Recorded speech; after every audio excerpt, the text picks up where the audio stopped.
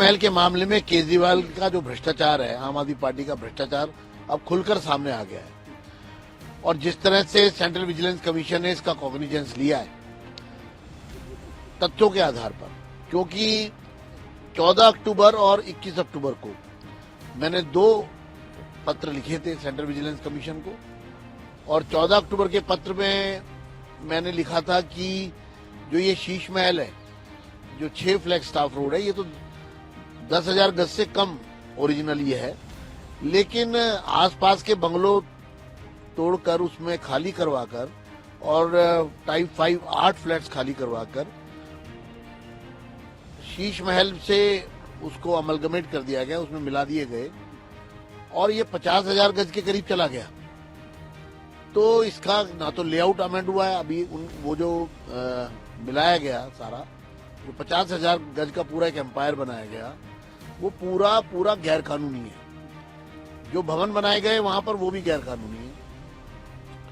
दूसरी 21 अक्टूबर को जो पत्र लिखा उसमें मैंने लिखा था कि किस तरह से करोड़ों रुपए के ऐशो आराम के महंगे जो लग्जूरियस आइटम्स खरीदे गए हैं और वो भी किसी नियम कानून के तहत नहीं, और वो कहां से आए, और दूसरा जो सरकार ने खरीदे वो और उसके अलावा भी जो वहां पर थे वो कहां से आए।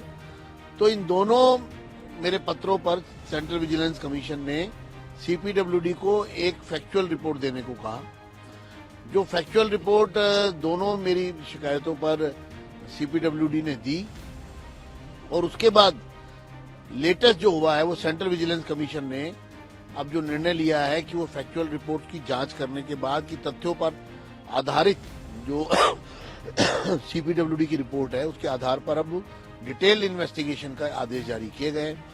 और साथ में मुझे ये भी इन्फॉर्म किया गया है कि जब डिटेल्ड इन्वेस्टिगेशन हो जाएगी तो इस पर सुटेबल एक्शन भी लिया जाएगा। प्रश्न ये है कि पूरे चुनाव में, चुनाव से पहले और सदन में भी जब भी हमने शीश महल का मामला उठाया, केजरीवाल जी चुप्पी साध गए, उनकी मुख्यमंत्री चुप्पी साध गई, सदन में बात तक नहीं करने दी गई। एक तरफ जब पूरे देश की, दिल्ली की जनता जानना चाहती है कि जो लोग अपने आप को कट्टर ईमानदार और आम आदमी कहते थे वो कट्टर बेईमान और सबसे खास आदमी निकले।